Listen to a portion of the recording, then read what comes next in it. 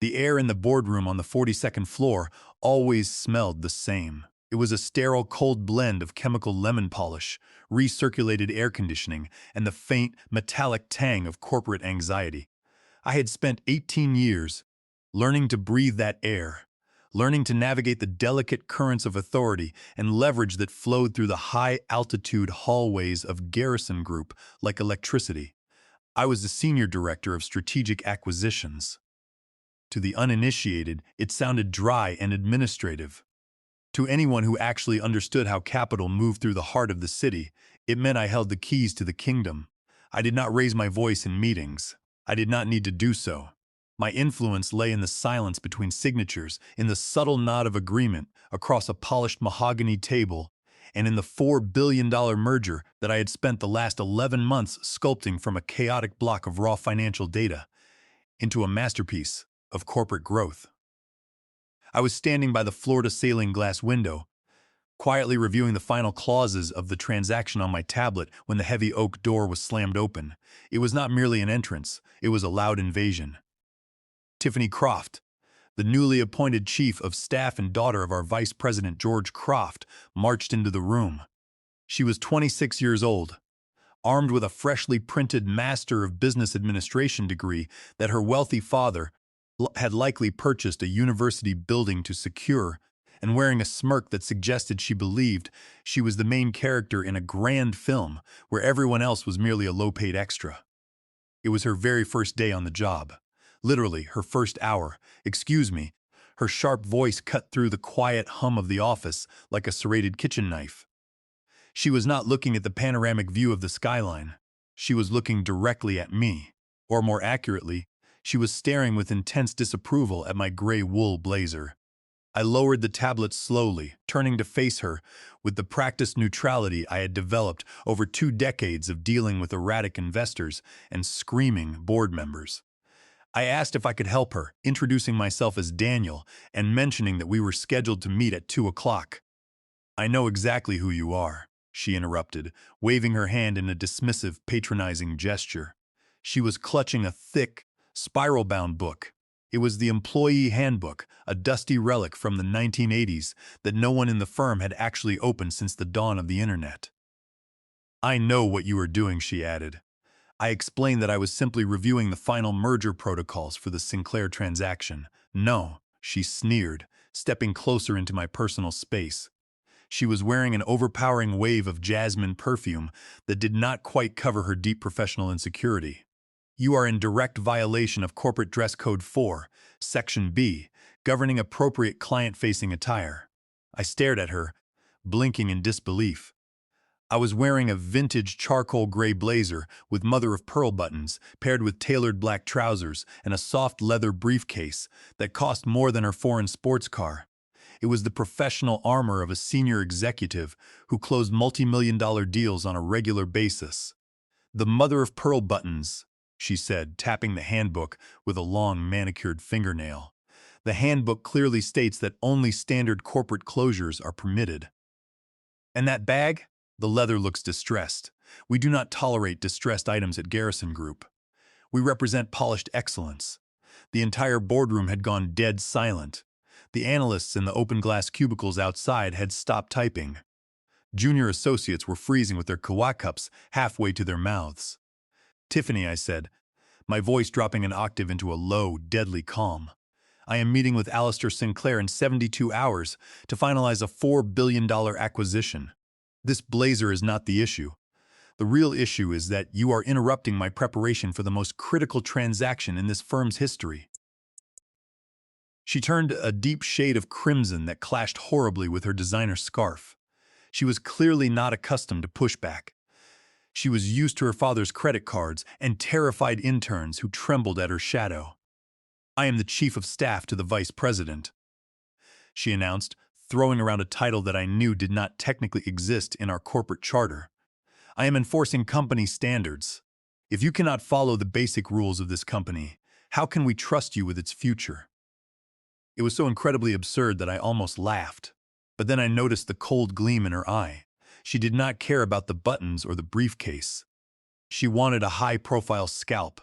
She wanted to prove on day one that she was the dominant force in the office, and taking down the senior director was the quickest way to terrify the rest of the staff.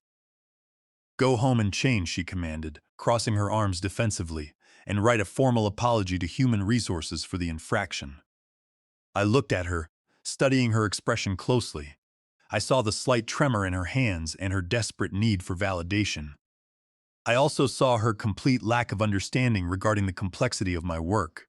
I told her simply that I would not do that, as I had important work to finish. I turned back to the window, dismissing her presence. "You are fired," she shrieked. The words hung in the sterile air, heavy and ridiculous. I turned back around. She was panting slightly, her eyes wide with a mixture of anger and sudden fear. She had committed herself. She had pulled the trigger in front of the entire office. I asked if she was serious, not out of panic, but with clinical interest. She yelled that she was my superior by proxy and that I was being insubordinate, ordering me to pack my things while security escorted me out. I looked at the terrified faces of the analysts outside the glass. I looked at the $4 billion contract on my tablet. A strange cold clarity washed over me, replacing any trace of anger with absolute relief. I told her that she was right, snapped the cover of my tablet shut, and walked past her to my office, leaving her standing in the hallway, completely unaware that she had just pulled the pin on a corporate grenade. My private office was a quiet sanctuary of controlled chaos. Unlike the sterile, empty surfaces of the boardroom, my mahogany desk was covered with stacks of active folders, handwritten legal pads, and notes written in a quick shorthand that only I could decipher.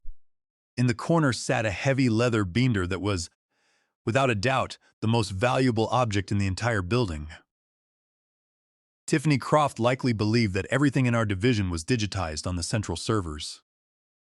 She did not understand that in the world of high-stakes corporate acquisitions, the truly critical agreements were built on personal relationships, direct phone numbers, and hand-drawn arrangements kept in private portfolios. I did not rush my movements. Rushing implies guilt or panic, and I felt neither. I opened my desk drawers with the slow, deliberate precision of a technician. First, I packed my personal items.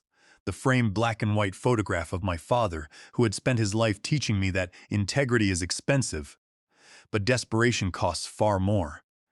Then, the small crystal paperweight that Alistair Sinclair had personally gifted to me after we closed our first major deal together in Munich 7 years ago.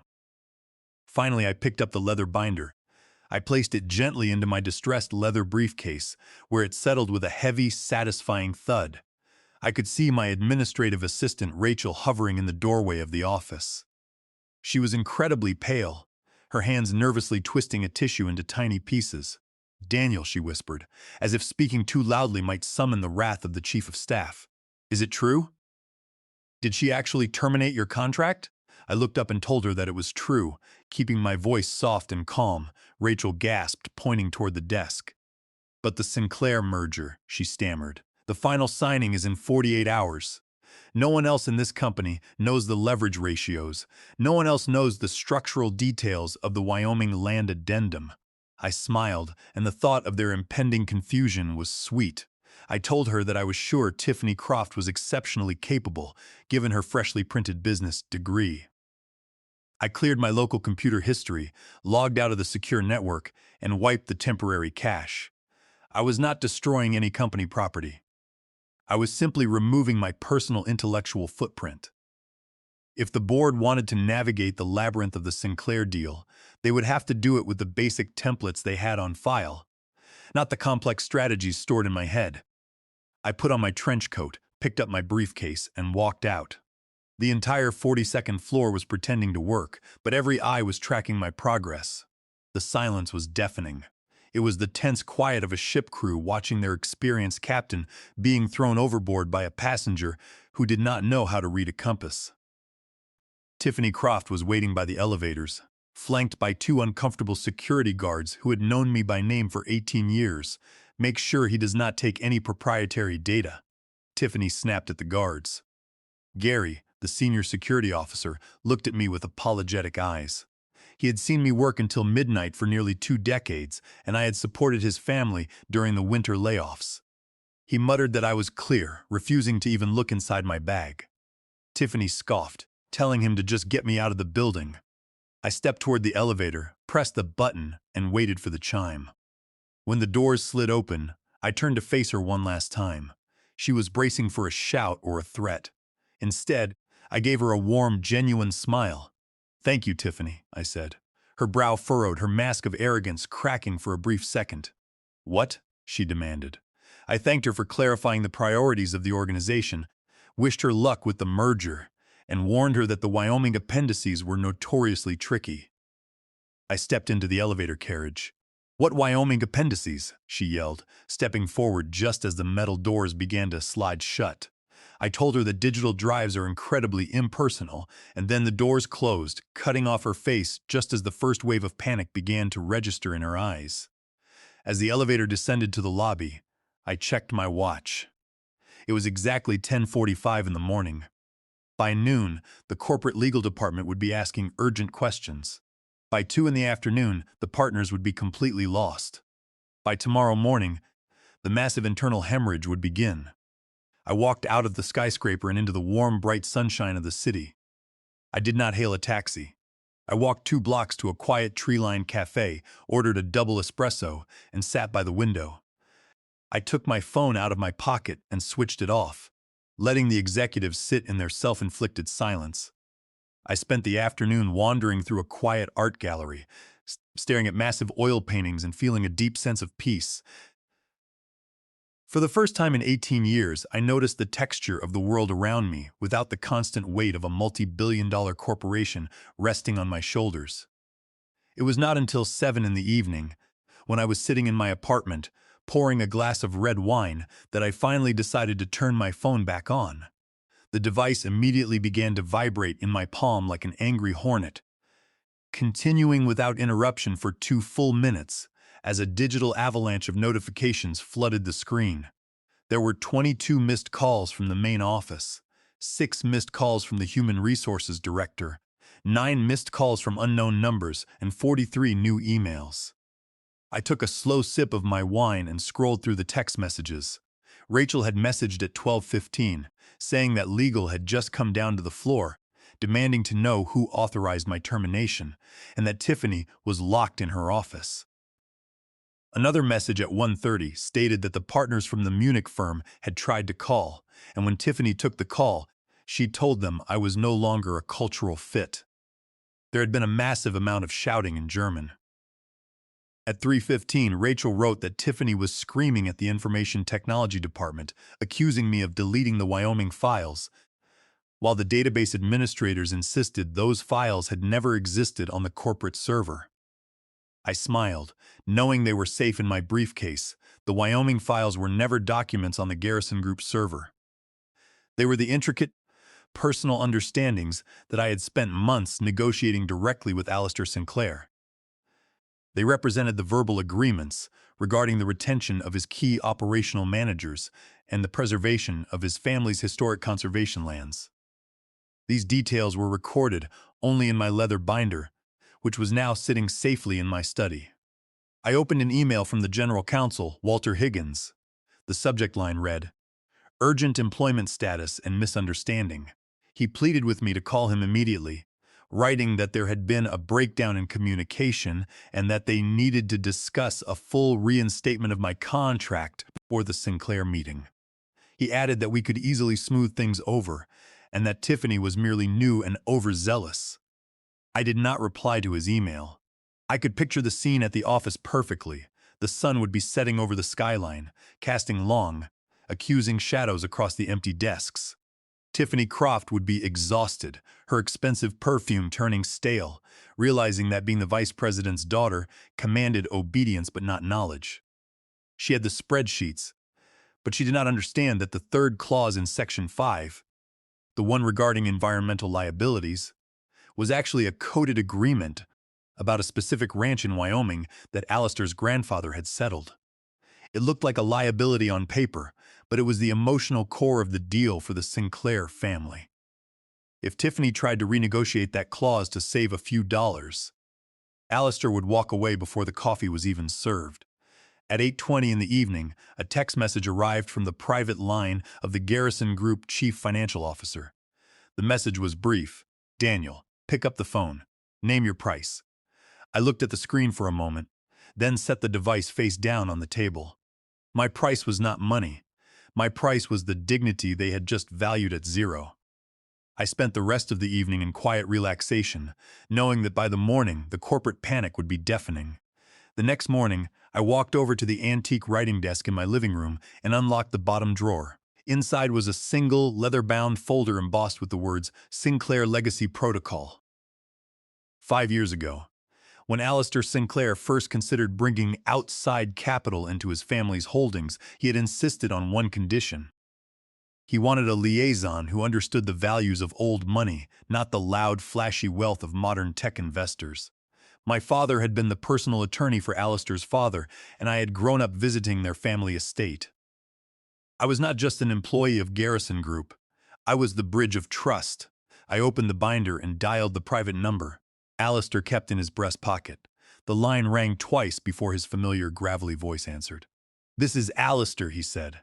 "Alistair, it is Daniel," I replied. There was a brief silence on the line. "I thought we were in a quiet period until the signing tomorrow, Daniel," he noted. I explained that the parameters of the deal had changed, and that I had been terminated by the new chief of staff due to a dress code violation. The silence that followed was absolute. "Terminated?" Alistair repeated, his voice dropping into the steel-cold tone of a man who owned shipping fleets. "By whom?" I explained the situation, mentioning Tiffany Croft and her insistence on the handbook rules. Alistair let out a low growl. "And who is managing the transition of the Wyoming conservation assets?" he asked. I told him that no one was, as Tiffany believed the server files were sufficient. "Without your addendum, the corporate algorithms will flag that land for liquidation within 6 months," Alistair said. "So they fired the only person who understands the heart of this deal 2 days before the signing." "Yes," I replied. "Daniel," Alistair said, "are you free for breakfast tomorrow morning?" I smiled, reminding him that I was currently unemployed and free all day. "Good," he said. "Meet me at the Pierre at 8 o'clock. And Daniel? Do not sign any severance package or non-disclosure agreement with Garrison Group." I told him I would not dream of it and hung up the phone. My heart was beating with a steady, quiet anticipation. I had crossed the Rubicon. I was no longer a dismissed employee. I was an active player in a very large game. The Pierre Hotel served breakfast with a quiet efficiency that was perfect for plotting. Alistair Sinclair looked immaculate in his navy wool suit, his silver hair brushed back, his sharp eyes focused. We did not discuss the menu. "They called my office this morning," Alistair said, buttering his toast. "A woman named Tiffany. She sounded incredibly breathless. She told my lead counsel that you were unavailable due to a sudden medical emergency and were hospitalized with exhaustion, but that she had been fully briefed." I set my teacup down, amazed by the sheer audacity of her lie. If I were sick, the deal could be delayed. If I were fired, the key person clause in our agreement, which required immediate disclosure of personnel changes, would immediately void their exclusivity. "She is trying to buy time," I noted, hoping to charm her way through the signing. "She thinks I am a checkbook with legs," Alistair corrected, wiping his mouth with a napkin. "My assistant Graham did some digging. The Garrison board was not even notified of your firing until this morning. The chief financial officer is reportedly furious." Alistair leaned across the table. "I do not do business with amateurs, and I certainly do not do business with liars," he said. "The deal with Garrison Group is dead. I am going to kill it tomorrow at the signing. But I still need to sell, and I want you to run the transition." He reached into his briefcase and pulled out a thick document. It was a consultancy contract for Sinclair Holdings. The salary was double what I had been making, with significant equity. "And your first assignment, Daniel, is to help me find a new partner." I looked at the contract and signed my name. "There is just one thing," Alistair added with a sharp grin. "I want you in the lobby of your old building tomorrow at 9. I want to see her face when she realizes the truth." The morning of the scheduled signing was gray and threatening rain, matching the somber mood that must have been settling over the executive suites of Garrison Group. I sat in a corner booth at a small coffee shop directly opposite the main entrance of the corporate tower. It was 8:30 in the morning, and the final meeting was set for 9. Alistair's assistant, Graham, sat across from me with a stack of onboarding documents. We were finalizing my official registration as the new director of strategic acquisitions for Sinclair Holdings. Alistair is on his way, Graham said, checking his watch. He is 5 minutes away. He wants to ensure you are clearly visible from the lobby windows. I looked across the street. The floor-to-ceiling glass walls of the Garrison lobby were perfectly clear, and I could easily spot Tiffany Croft pacing near the security desk. She was wearing a white power suit, but her movements were frantic as she yelled at the receptionist and gestured wildly toward the elevators.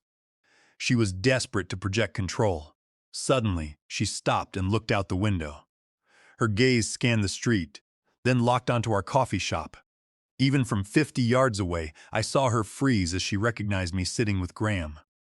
She knew Graham well, and seeing him laugh and hand me a pen was a sight that filled her with dread. She pressed her face near the glass, her mouth open, and grabbed her phone to dial. My phone remained silent on the table, as I had blocked her number the previous afternoon. She was gesturing wildly to the glass, her face contorted in a mix of fury and panic. She knew that her entire career was hanging by a thread, and seeing her predecessor smiling with the strategic investor's assistant was her worst nightmare. She sees us, I noted, taking a sip of my coffee. Excellent, Graham replied without looking up. Let her sweat. Panic makes people sloppy, and Alistair despises sloppy execution. I watched her spin around and run toward the elevators, likely rushing back up to the 42nd floor to warn her father. But there was nothing she could say that would save her career. Graham gathered our papers and smiled. You are officially on board, Daniel. Welcome to the team. Now, Alistair's instructions are for you to wait here for exactly 20 minutes, then cross the street and stand in the lobby. Be the quiet reminder of her mistake. I looked out the window as a sleek black town car pulled up to the curb. Alistair Sinclair stepped out, buttoned his jacket, and walked into the building like a demolition expert entering a condemned structure. I waited the required 20 minutes as the rain began to fall, blurring the glass of the coffee shop. Then I picked up my briefcase, crossed the street, and walked through the revolving doors of the Garrison Group Tower. The lobby was designed to intimidate, with 3 stories of white marble and a massive waterfall. Alistair was standing near the security turnstiles, refusing to go up to the boardroom. Tiffany Croft was there, looking disheveled, her white suit wrinkled. She was flanked by Walter Higgins and the general counsel, who both looked desperate to disappear. I walked quietly across the marble floor, the sound of my heels echoing in the vast space. I stopped 20 feet away, close enough to hear every word. Tiffany was speaking in a shrill, panicked voice, explaining that there were unforeseen complications, but that she was ready to proceed with the signing on behalf of the hospitalized director. Alistair stared at her with complete silence, then tapped his phone. That is strange, Alistair said, because I just received a message from Daniel. He says the coffee across the street was excellent. Tiffany froze, the color draining from her face until she looked like a statue. Walter Higgins snapped his head up in shock. Alistair turned and nodded toward me. Tiffany spun around, her eyes widening as she saw me standing there, healthy and calm. She pointed a trembling finger at me, shouting that I was lying and that she had fired me. The truth slipped out before she could stop it. Walter Higgins turned on her, his face turning dark with rage. You did what? He whispered. Alistair looked at Tiffany with disgust. You told my legal team he was sick, he said. You lied to me, to my board, and to your own partners. And you terminated the lead director 48 hours before closing. He looked at her suit. For what exactly? She shrieked that I had violated the dress code, citing the handbook. Alistair let out a cold laugh. You fired the architect of a $4 billion merger over a blazer? He turned to Walter Higgins. Is this the judgment I am investing in? Walter stepped forward, pleading that it was a misunderstanding and that they could reinstate me immediately with a massive bonus. Alistair raised his hand, silencing him, and turned to me. Daniel, are you currently employed by this company? I stepped forward and stated clearly that my contract had been terminated for cause on Tuesday morning. Then you have no authority to negotiate, Alistair noted. None whatsoever, I replied. Alistair turned back to the executives, declaring the meeting off and the deal dead.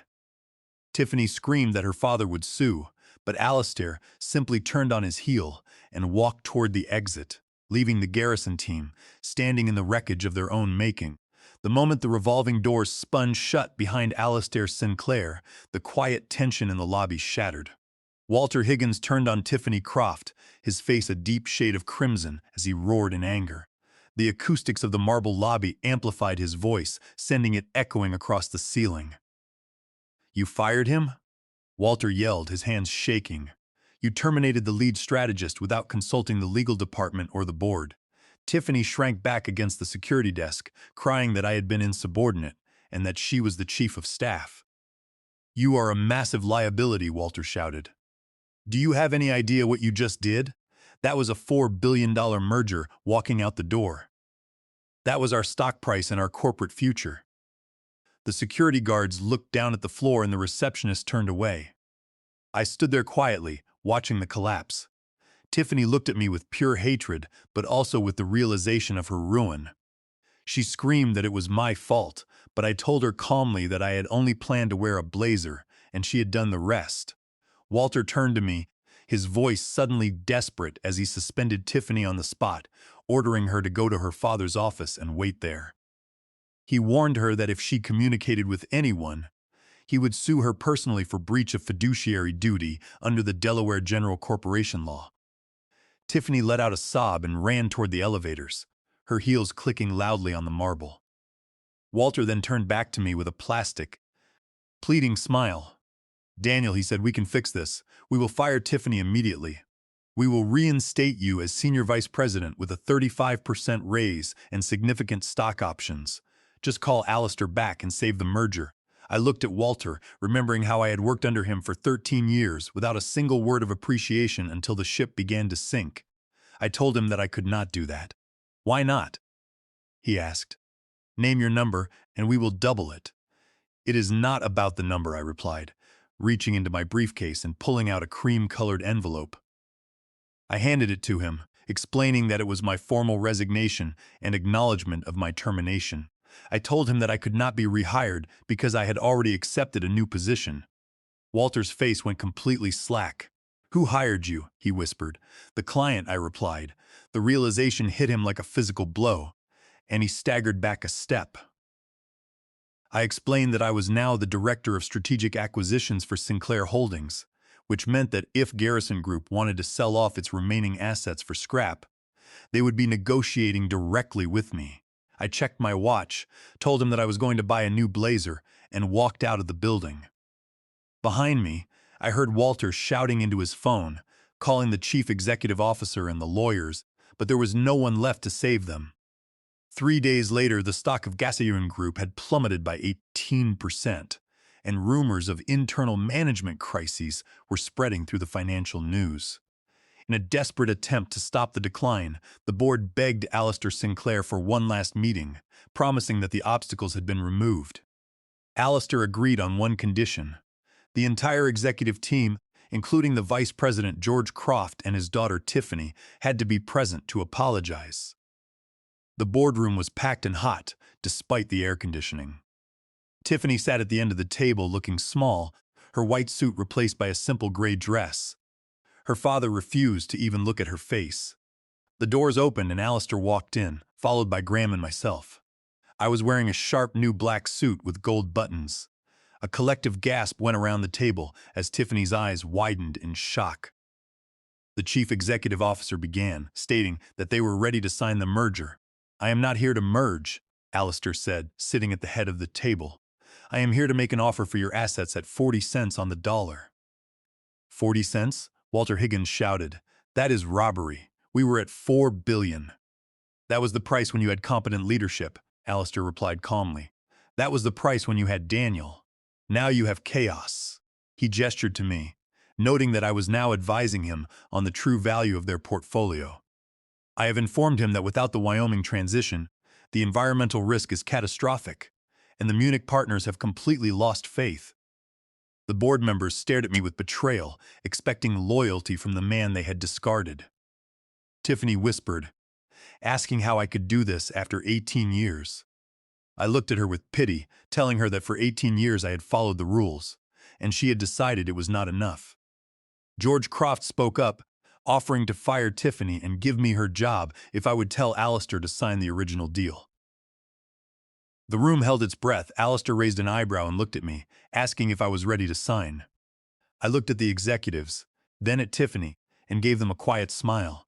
Sorry, I said, she fired me. No deal. Alistair stood up, stating that they had until 5 o'clock in the afternoon to accept the 40 cents offer, or he would wait for the bankruptcy auction to buy the assets for 15 cents.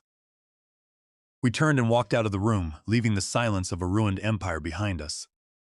As we reached the elevator, Alistair handed me a folder, welcoming me to the new role. I stepped into the carriage, and for the first time in years, I did not check my buttons in the mirror. I knew they were perfect.